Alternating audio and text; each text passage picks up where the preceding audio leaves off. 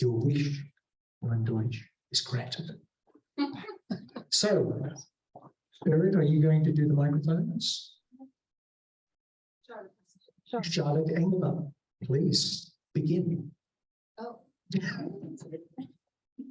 And you that are on Zoom, if you want to add something, please use the chat or raise your hand. Andrew, what is my time limit? Oh, we're giving you 1 minute? Five. Four. Okay, we've got 4 minutes to change statements. Okay. Okay, so before anybody changes their mind. So what we heard, what we learned, I'm just going to briefly mention before I talk about what then. We heard a lot of new concepts. We heard about Fran, we heard about Greg, we heard about systemic potential methodology, as well, that resilient potential can potentially evolve from 4 to 5 to 10 to 11. We heard that resilience has become an umbrella term, and it is now at least including complexity science, implementation science, psychology, human factors. We heard quite a bit about COVID and much more about individual resilience than in the past. We also heard that COVID exposed a level of instability in our system, and perhaps that's part of why we're hearing much more at the individual level. We heard that our methodology is not rigorous enough yet and maybe not properly applied, and that there was concern that resilience was, that everything was resilience, and that risked diminishing the value of resilient healthcare because everything was resilience. When we talk about what now, and that's not everything, but that's just a sort of condensation, yes, I'm right. There was discussion at our table about the need to really, and we heard this I think earlier as well, the need to really recalibrate, calibrate or reformulate what exactly resilient healthcare is. There was a suggestion that it should really be resilience in healthcare rather than resilient healthcare, and much more to be not resilience all the time, but how do we build in the capacity needed or the slack needed with at a particular time rather than resilience all the time, because we can't, it's not sensible to think we can be resilient 100% of the time. So our systems should be good enough to support and operate in such a way that the resilient, that when we need adaptive capacity is there. And the example was given of converting an orthopedic unit to a COVID ward during the pandemic. There was again a need for common language, a need to reformulate and recalibrate concepts and language to create common understanding, because there was concern that there's a good deal of confusion at this point. As a society, what do we want to focus on? What really is the goal of a society? As well as suggested that rather than trying to be all things, we should narrow our focus to very specific areas that we look at, including our conceptual focus, 2 to 3 areas of research, and then some practical applications where we can absolutely, or where we can see a need for resilient behavior, adaptive behavior. There was a really well-received suggestion for the same way that IHI has a quality improvement guide, a RHCS guide that would include principles for clinicians and operations. Also the suggestion to write a paper around can resilience be measured.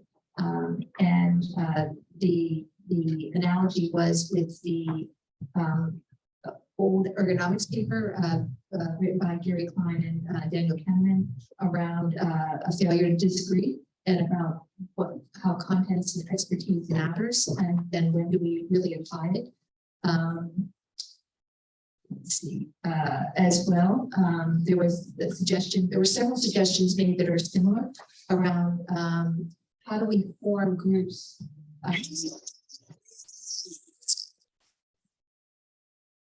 we have smaller for discussion as well. I have volunteers to set up webinars on an ongoing basis, and that was spontaneous. And as well, I think we have discussed a need for how we actually plan our programs to allow for panels and more small breakouts. And I'll stop there. That's just selected. Thank you very much.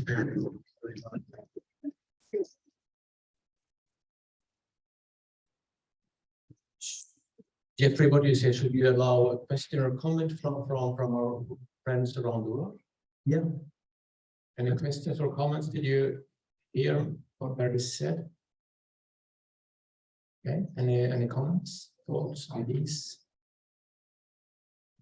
No. I spoke very quickly. I apologize for that. No, that was fine. Thank you. Could you pass the microphone to the next group? Thank you.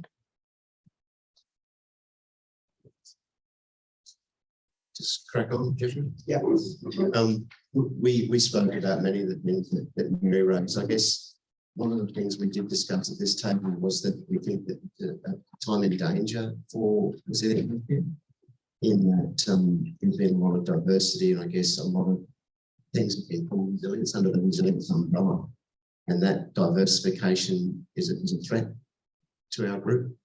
And you know, are we just going to be one of these new fads that sort of die out or go in the direction that we none of us want to go in? In terms of the society, it was very strong amongst this table that we developed a community practice and some sort of format where people can interact across the group more readily and more frequently than the webinars and the the yearly meetings. And I guess some guidelines about what some papers we're bringing into the meeting to present, and perhaps some clarity about the sort of resilience that we want to talk about in this meeting.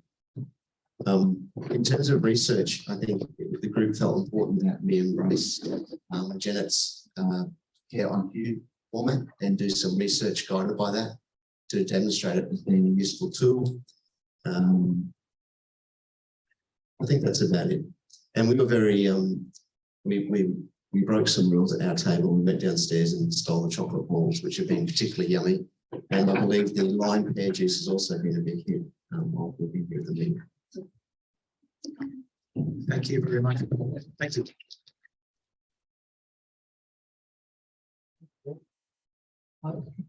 Questions from around the world?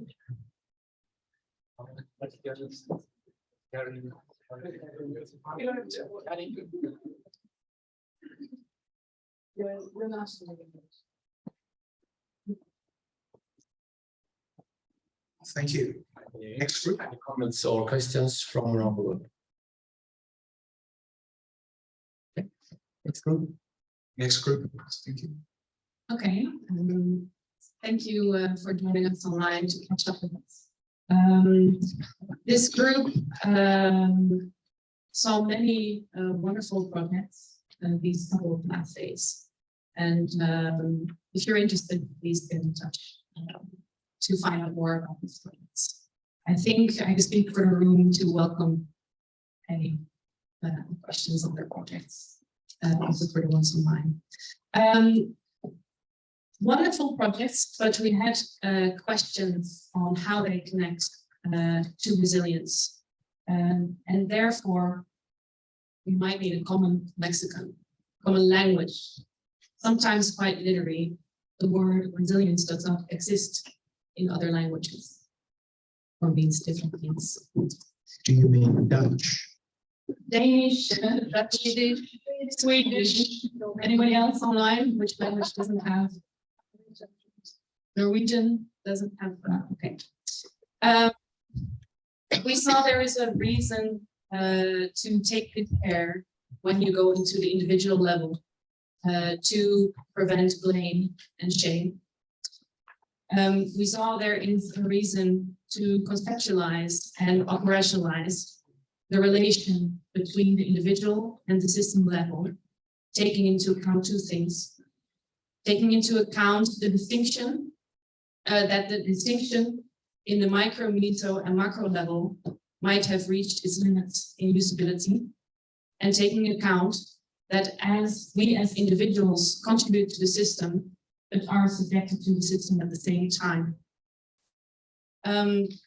We had thought on how to move forward as this society, and we thought that we need to define the purpose of the society. What are we aiming for, and what are we doing? If we are to go on a journey with this beautiful set of people, also with you online, we need a guidebook, sometimes destinations and maps and key priorities like the Eiffel Tower to visit might help on that as well. But we need guidance in where should we focus our efforts, and a thought on who are our advocates, who are we backing? Are we here for the medical professions, or are we here for a broader target group, and how does this target group look like? We thought that we have to define our alliances. Yes, also exactly one people that we need to talk to in order to reach the consensus on these definitions. So once we have these definitions, we need to partner up to clarify and to question. I think I'm looking around the table. Is anyone? Thank you. That was excellent.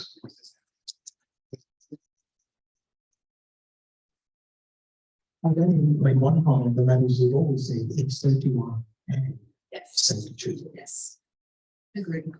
So may I ask, Takeru, is there a Japanese word for resilience? Takeru, is there a Japanese word for resilience? I believe there is, yes. Okay. Like there is the Chinese characteristics for the society represents. I believe that's what it is. Yes. Okay, yeah, that's good.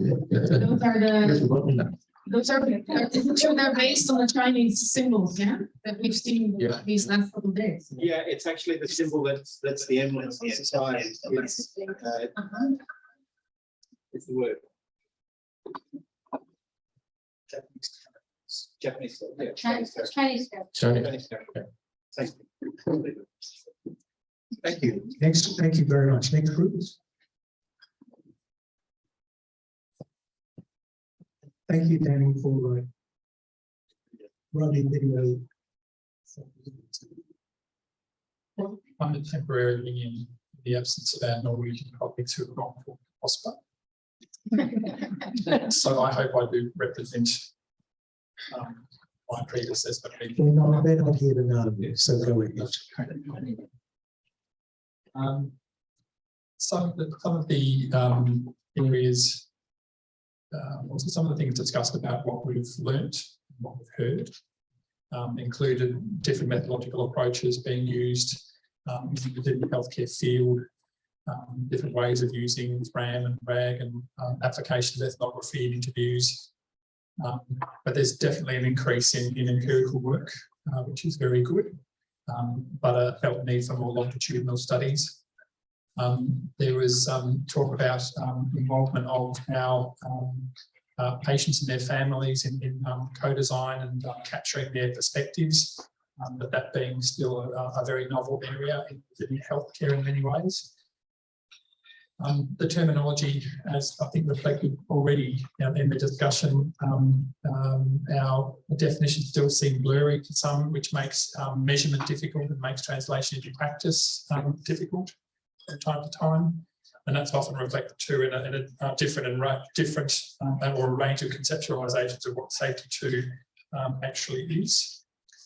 There still seems to be interest in connecting individual resilience with system resilience. And understanding resilience at the micro, meso, and macro levels or perspectives. In terms of what now, again, coming back to agreeing with our colleagues that we do need some definitions of key terms. We need a bit of a dictionary, for want of a better description. We need a set of principles. We need some consensus statements. And if anybody has any funding to fly everybody in for a couple of days, one of our Norwegian colleagues know exactly how to get us to that, to get us process-wise to those consensus statements, which is great. One of the other things, though, ideas was for the society was to look at diversifying to include parts of the world that aren't currently represented in this group. And there was some discussion about whether or not we could create further tension with the problem of defining what we do and how we do it. But it may be that it actually strengthens it, and that's actually part of the consensus of the group. The idea of actively involving consumers, and I use that term to mean all patients, their families, etc. I'm sorry for those who don't like the term. To really engage with them as genuine partners on equal footing by teaching them what we know about resilient healthcare and inviting their perspectives on work as experienced. And we're keen to get also them to help set our research agenda, and there should be perhaps a research agenda set for the society if there isn't one already, and my apologies for my naivety if there is one. There's still a lot of work to be done in terms of testing models and measurement methods, but there still needs to be a strong focus on resilient healthcare practice in doing so. There needs to be a stronger practical understanding of the sorts of supports we need to strengthen adaptive capacity in practice. I think one of the repeated themes is that we need to make sure that whatever we do, we need to connect with not only our consumer partners, but our clinician partners. I also make it easy for them, because the reality is a lot of what they already do reflects resilient healthcare.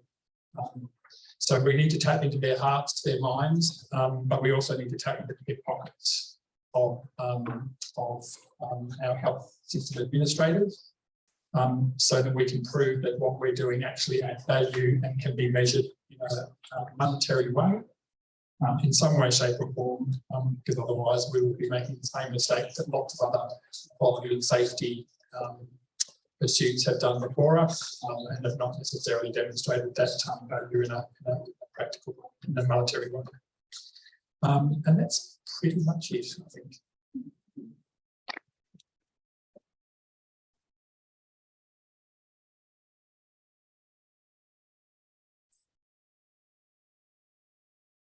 Excellent. Is there anyone of our colleagues online who have a question or a comment?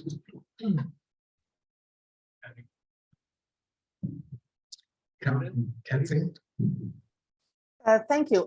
Yes, I of course, as those of you who know me, I'm really happy to hear the mention of the importance of patients, next of kin, informal caregivers as being a part of the discussion. I think it goes beyond co-design and observation. I think it's really important to consider in every setting the extent to which that consumer group, that user side, is a dynamic force in resilience, in resilient response, in awareness, in participation in the creation of healthcare, safer care, higher quality care, coping with stress. So I would just only like to see that concept augmented. Thank you. Thank you, Carol. Thank you. And sorry you couldn't be here with us. We missed you. We missed you all. Next speaker is Ellen Dodge. I'll try not to repeat too much. as far as what did we hear and what did we learn, we also focused on clarifying terminology and concepts and the multi-level nature of thinking about resilience. There was an interesting question about what is a phenomenon versus what is a tool in resilient healthcare. There was some suggestion or request about whether the FRAM modeling could be updated or simplified or even be layered in a manner that the first presentation is easily digestible, but there are depths that you can dive into. I hope I've done that justice. Interest in data visualization, questions about relationship to other healthcare and safety and quality concepts, an appreciation of the presentation of observational studies and attempts to operationalize the concepts, and an interest in translating and applying the principles in practice.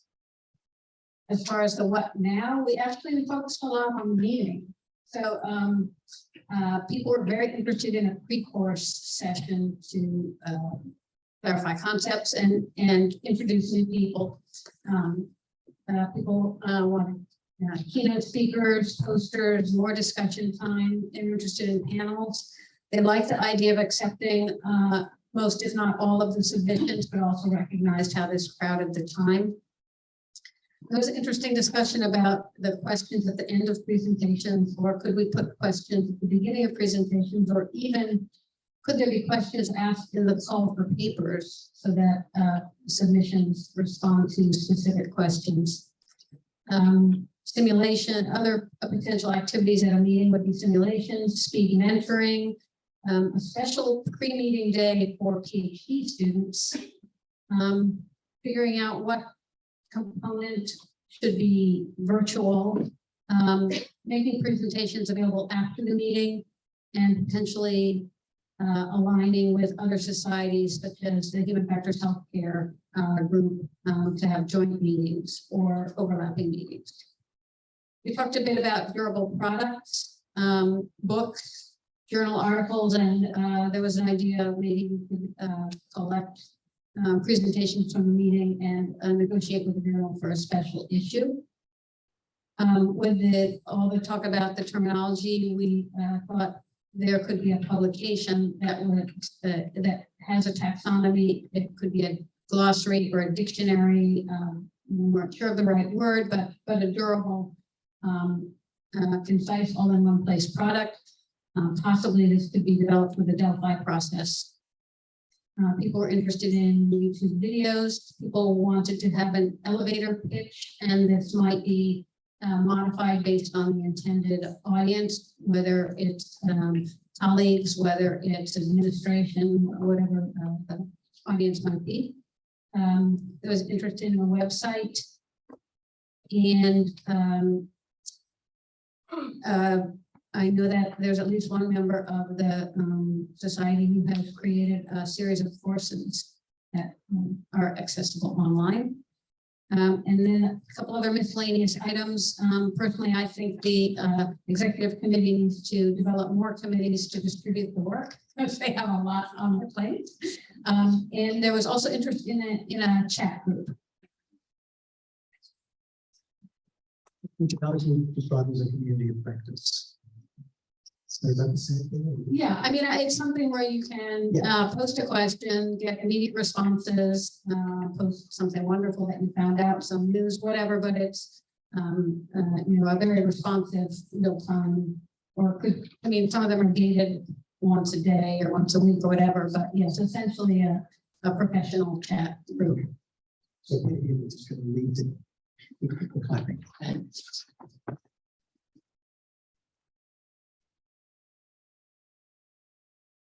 I just want to notify that Merit just posted a chat.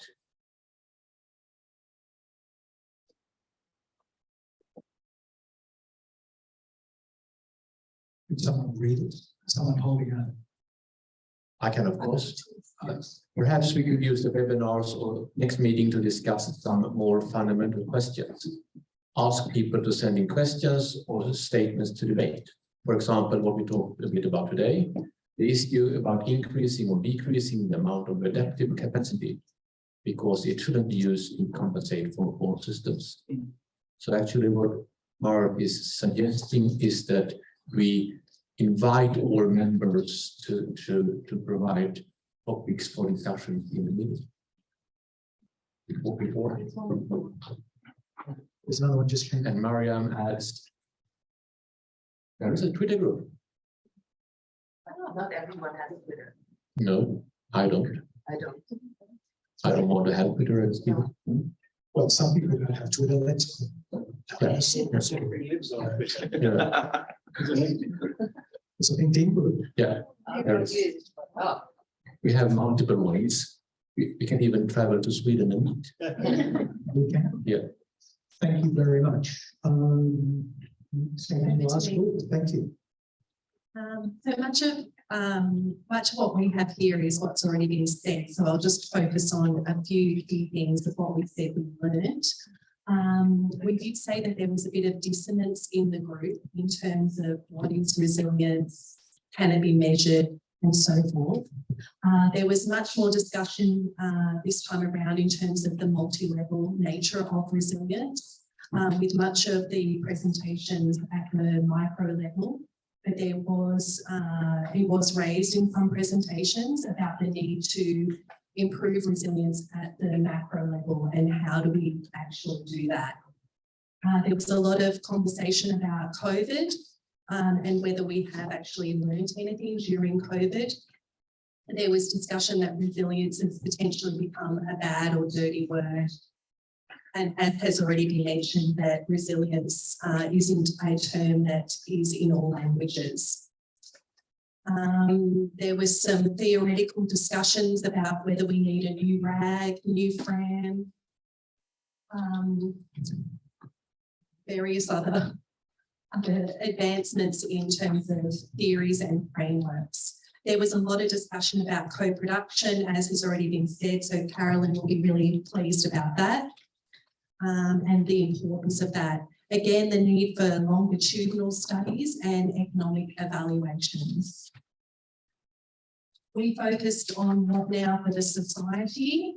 And the first thing we said was that we need to have, we need to think about the purpose of the society and in particular, what are the goals? And maybe we need to reconsider actually what are the goals of the society.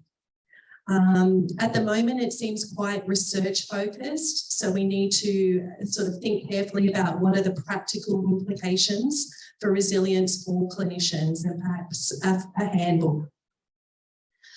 We need to have a common language, as everyone else has said as well.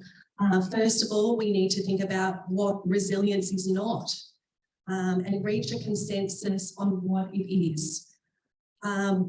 Someone suggested that we have a wiki page where we have common words and it acts as a place where people can put their input and have a discussion.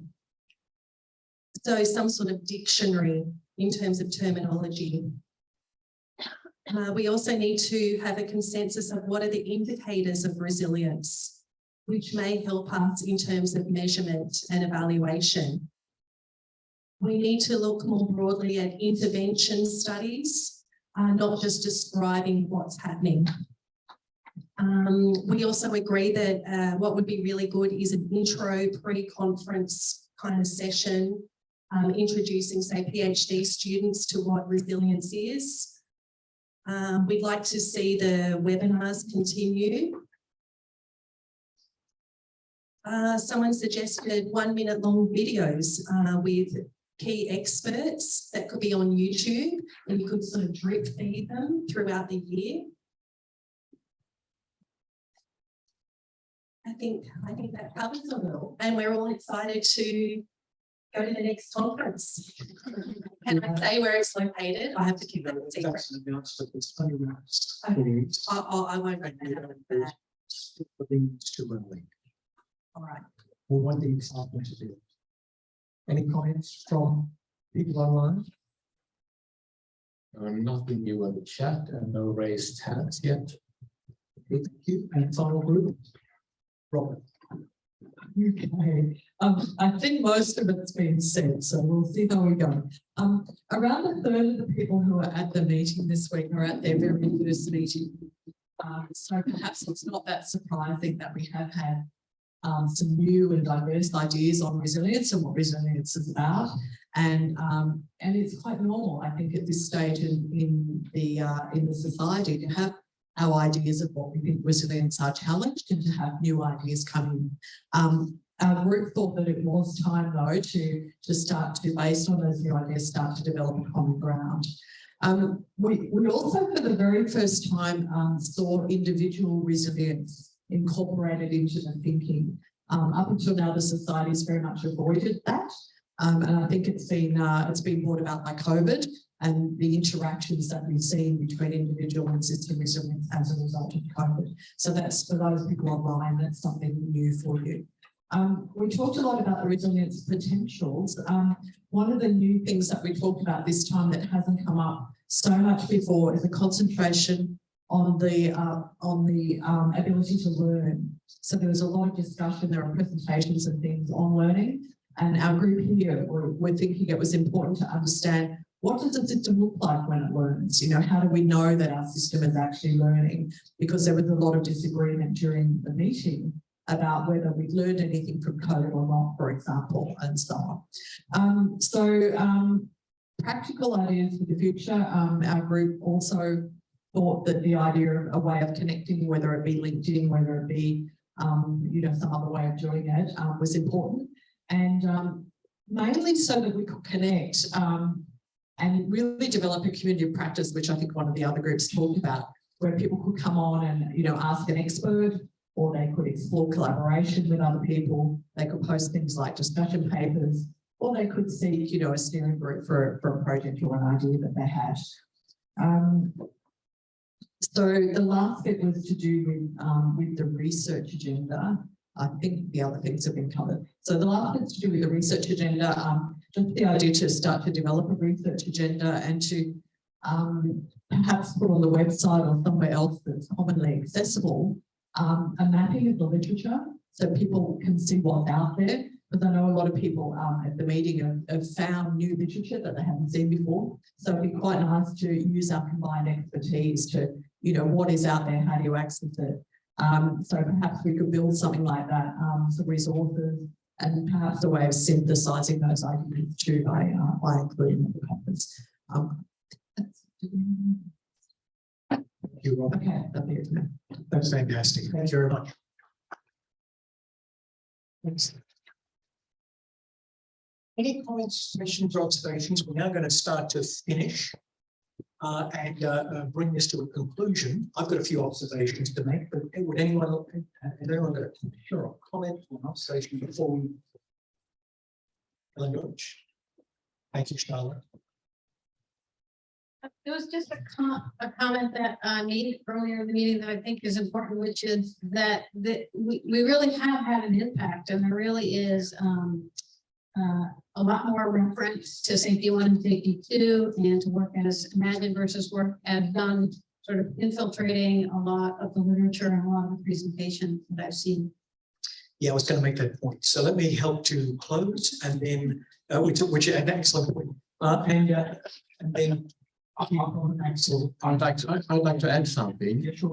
We have in the society, we have statutes, and actually the second article of the statutes stipulates the goals and needs of the society. And they say that the goal of the society is to provide a forum for coordination and exchange of experiences by bringing together researchers and professionals working with or interested in resilient healthcare. Research and practice in resilient healthcare aims to develop and promote practical ways to ensure that healthcare systems can perform as intended under expected and unexpected conditions alike, in order to pursue the goal in society shall. And then we have 4 things that we're going to do. So that I've heard a lot of discussion about why should we invite members to the society, and what's the society for, and what are the goals and needs. We have that really here, but it might be a bit theoretical, a bit dry. Maybe we should work on that together based on the XCOM, but also invite members to provide more some input to make this something more vivid and something that's sort of energizing us both in our meetings and in between meetings. Yeah. And if as I listen to you and read the article, it's stood the test of time and is reflecting, I think, what we're trying to do. The time has been very important, though, only 2 years. Yeah, the thing in the meantime. Yeah. So just to draw this to a close, and we'll hand it then over to Axel and Miri to finish. Is there Before that, we have, yes, we're open for general comments. just a general comment as somebody who's attending this meeting for the first time? I never I didn't or there's something I expected that was not there, so I thought I might share that with you because I'm surprised that we spent now 3 days in the Resilient Healthcare Society meeting, and I have not once heard about climate change, and this was very new for me. I'm in my surroundings. There's a lot to talk about this, and I was just as a thought in the air. I just wanted to share with you. This was really something I noticed. The absence I noticed. Yeah, I'm not defending that, but many of us are working on climate change and health systems in other worlds that we have outside of RHC. I think Caroline commented on that this morning when she advocated to have for hybrid meetings and not traveling as much as we have been used to doing. But I think you're right. But this is not a meeting about climate change, but of course that's something that's sort of affecting all our lives. Something else I have missed again, and that's something that Caroline might to comment. We talked a little about the patients. Yeah. We always forget the patients in our discussions and in the work we do and in the project we do. So that's something we really have to work on together, to focus on how resilient healthcare is supportive for patients, and in what way patients and their relatives can also help us build resilient healthcare systems. Not just that patients co-create. Yes. Then we've got lots of hands. Caroline. Yeah, just 2 quick things. As just mentioned, I think one of the important contributions of patients in all our work is defining outcomes. We do talk about safety, but patients are this biomedical organism in context, in a social context. And I think one of the benefits of diversifying our participation from low and middle income countries particularly is that comes out very plainly. You have to see the patient in context with the society, with their community, with their family, with their values. So when we talk about adaptive capacity in our healthcare system, what is it that our healthcare system serves? The other comment I'd like to make about climate change is climate change is an enormous disruptive factor in healthcare systems. And that will become increasingly plain with extreme weather events and the way in which insidious, from a health standpoint, insidious factors become grow in prominence in our systems.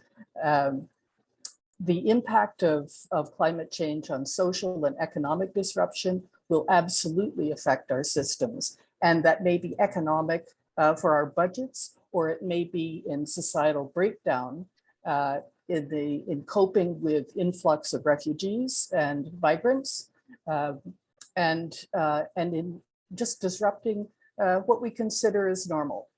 So I think the comment about the importance of a mention of climate change in any discussion about resilient healthcare systems is really critical. Thank you. Thank you. I think Nathan had a something to say? You raised your hand? I did. The only thing I was going to suggest is in the article of the society that you just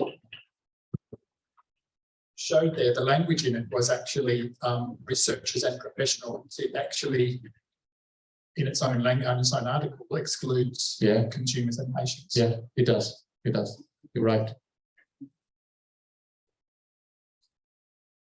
Axel, just a quick comment. So, heard from all the tables today, and some future directions, and also some different ideas about how to run the meeting and improve the meeting. But I just want to say that in terms of the format, I thought it was fantastic. So just to emphasise that. So I'm a first time attendee to this meeting, and the basic concept of having the fairly short presentations and then leaving a lot of time for discussion works exceptionally well. So having the meeting in a reasonably isolated area and locking people up so they can't leave, I think also works really well. So, and Stockholm syndrome. Yes, Stockholm syndrome. So, and in a beautiful location where people can just kind of hang out together and go for walks, and that that's where you get a lot of the benefit from that. And Jeffrey and I have been reflecting. We went to a conference a couple of weeks ago where there was in every hour there was three presentations for 15 minutes that went to 18 minutes, and then there was one question at the end of that hour. So that dialogue just didn't happen. So so congratulations to everyone who organised it from that perspective.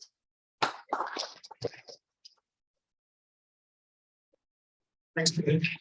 Thanks, Peter. I think We're still open to it. I think you're right, Peter, but what we have heard is that people want even more time for the discussion. Thank you. Now, Thank you so much. Thank you, Alexa, for sharing that article about the society. I have a suggestion, and probably this is something you are already intending to do. So I see the objectives already capture a lot of the ideas that are being more specific shared in the word content.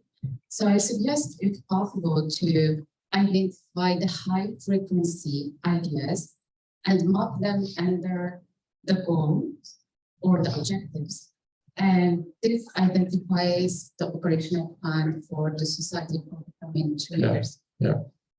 I said to Andrew just a couple of minutes ago that we should elaborate some kind of vision, mission, statement, document based on the article. And then Andrew said that we should make it much simpler, so to just answer the questions why, what, and how, and do that based on what. So we will of course save all the papers and work further with them in the XCOM, and then do that. Yeah, I see that. So I see lots of discussion that, like, if not handled in a structured way, can lead to an eventual identity crisis for the society. But if we structure, like we said, vision, mission, and those objectives or strategic priorities become directing the activities, Yeah. we can avoid such a. It would be terrible if we run into an identity crisis after 2 years of existence. Mariam. Yeah, can you hear me? Yes. Yes, I just wanted to thank everyone for like the brief summary. Like I just wanted to add a general comment to the future research opportunities. So I'm working with RHC in Denmark and in Sydney. So my I thought about like how can we move actually beyond the safety thinking and talk about the performance of the system, like overall, like using the RHC. So when we talk about improving an organization or system's performance, we also actually talk about safety is actually included. So it's not like separate things, but actually is unified. Yeah, and it will also make like, I think it also will include, like it will be easier to explain this also to the managers at the hospital when we want to implement or improve the work at the hospital. So it's not only about safety, but the overall performance of their organization. Yeah. Thank That you, was all. Marianne. Thank you. Thank you. Okay. We're really now at the beginning of the end. So just a few observations from me, and then I'll hand over to Axel and to Mary, who I want to thank a few people for putting on the meeting. Many people have said, can we have some information? If you think about the society, the society is only been established as an entity for 2 years, but Resilient Healthcare Network has been going on for 10 years. And there's been 8 previous meetings. There's also been 6 books and a white paper and lots of papers in special issues and other papers. So we want to put together a package of stuff, especially if this is your first meeting, because there's quite a depth of scholarship and practice advice in those materials. And perhaps what we didn't do very well is explain that up front, especially if you're here. Resilient Healthcare also tries to draw on many other fields. So even though it's only a field that's been going for 10 years, it has this depth of scholarship about it already, but it draws on many of the fields. Human factors, safety 1, if you want to use the safety 1, safety 2, dichotomy, improvement science, complexity science, all of the science. So we do have lots of reading material for you and lots of other materials to share with you. What we heard these last 3 days that I heard was many new studies, especially PhD and early career research studies, and that's really very important. And that was fantastic. I enjoyed every single second. There's lots of opportunities to contribute, and Mary and the executive committee will take all of this on board and reflect back how we can support the work of the society in the future. That's all I wanted to say by way of helping to wrap up. Okay. Axel. May I say, Axel, just before you finish, thanks very much to you and your team and Barry for all the work on behalf of all of us.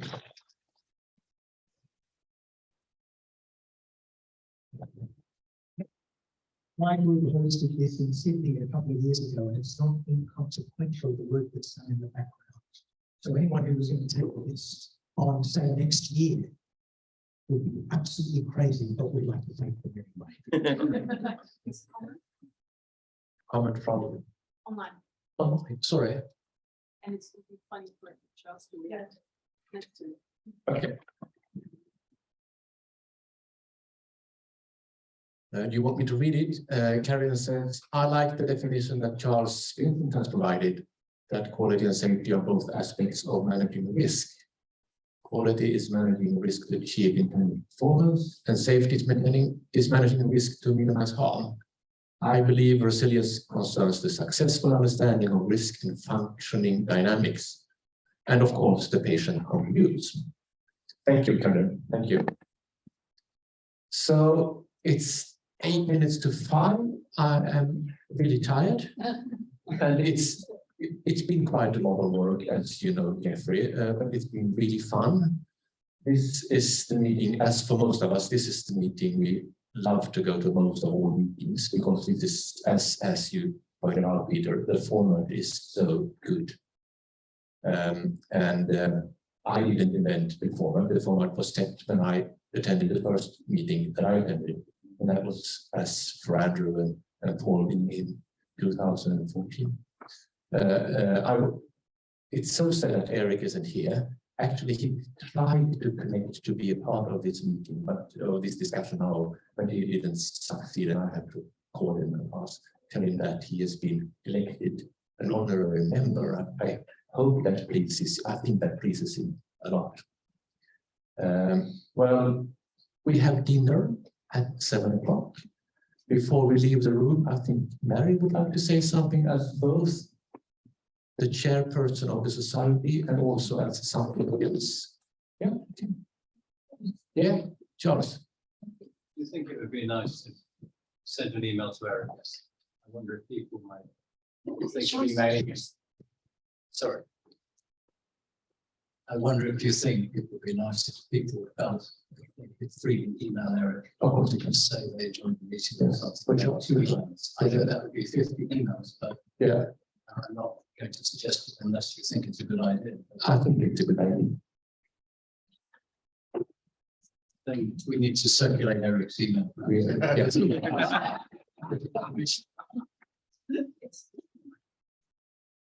So, first of all, I cannot thank Axel and Barrett and the whole team here in Sweden.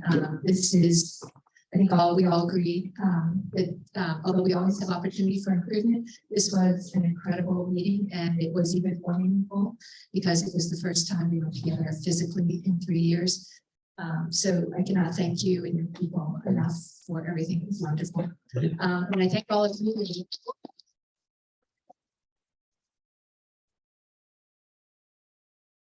And I thank all of you for being brave enough to make the trip. Thank you. I know it's not always, traveling is not always bravery, but this time I know we all wanted to be here, and I know some of our colleagues were not able to be, and we hope they will be together with us next year. But I thank you all for making the trip and making the meeting what it is, and also for our colleagues who had to leave there, right? But we are grateful because it's not the same without all of us together exchanging ideas. So thank you for that. And then to the announcement. Yeah. So I was asked if we should have a meeting in the United States. And because we've never had a resilient healthcare meeting in the United States. So I've been working with our university planners, and we do intend to have a meeting next year in Florida, in the United States. We are intending to have it in St. Augustine. For those of you who are not familiar with Florida, it's on the Atlantic coast. It's about an hour south of Jacksonville, Florida. That's the closest large airport. I think this is especially fitting because many of you may know that Bob Weir's, that was his institution in the University of Florida, Jacksonville. So I think there's a really poetic kind of symmetry there. So really happy about that. And so more information will be forthcoming. The one thing I should let you know is that we will probably be having the meeting in June rather than August. And the reason for that is that 90% of the hurricanes that occur in Florida occur in August and September. So rather than having you evacuate 75 miles to my house, we will intend to have the meeting in June, which has a much lower chance of us having, it's not a 0% chance, but it is a much lower chance. So we are taking climate change into account because we are going to have a meeting a bit earlier. So we will be forthcoming with dates for that. And again, I think many of you had ideas about ways to modify the meeting to be more valuable. And we are going to take those into account as we plan the meeting for next year. So thank you. And I hope to see all of you next year. Thanks.